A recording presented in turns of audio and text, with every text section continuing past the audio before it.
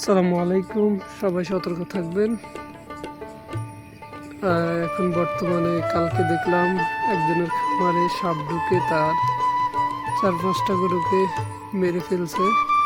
তো যেহেতু বিষাক্ত সাপ, এগুলো কামড় দিলে মানুষ যেমন মারা যায়, গরু মারা যায়।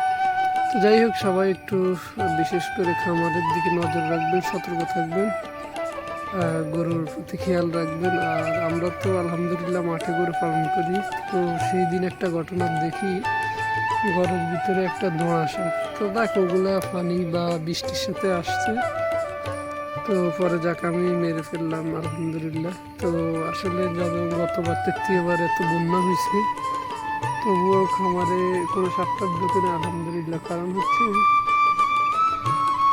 আমাদের খামারের চারপাশ নেট দিয়ে ঘেরাও। তো চেষ্টা করবেন সবাই খামারের মধ্যে নেট দেওয়ার জন্য।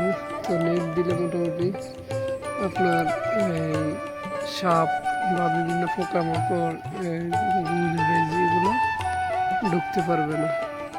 তো যাই হোক, সবাই সতর্ক থাকবেন। আসসালামু আলাইকুম। বিহারি সাহেব, গরু কত? গাড়ি ঢেকে কত? কি কয় এত দাম? দাম কি বাড়ছে না? দুধ কত দুধ দেয়? কত দূর ওলানো তো নাই। হ্যাঁ, তাহলে বাড়ছে গরুর দাম কে? তাহলে বাম্পার অফার।